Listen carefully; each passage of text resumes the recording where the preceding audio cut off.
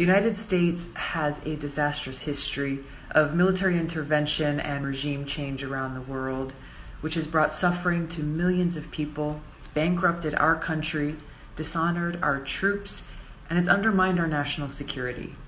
We must end this policy now before we get into yet another military conflict, this time in Venezuela.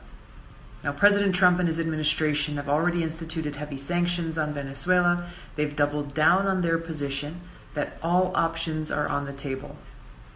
I wholeheartedly support the Venezuelan people as they fight for a free and fair democracy. But the United States should not be in the business of intervening, of picking who should lead their country, and we certainly should not be threatening military action. Venezuela poses no threat to the United States. Congress has not authorized the United States to go to war in Venezuela, and there's no justification for our country to violate the sovereignty of the Venezuelan people.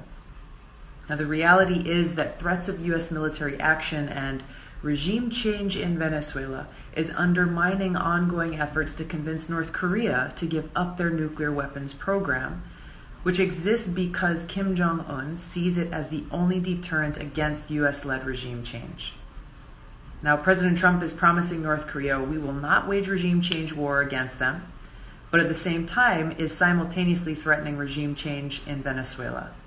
North Korea is going to look at President Trump's actions, not at empty promises.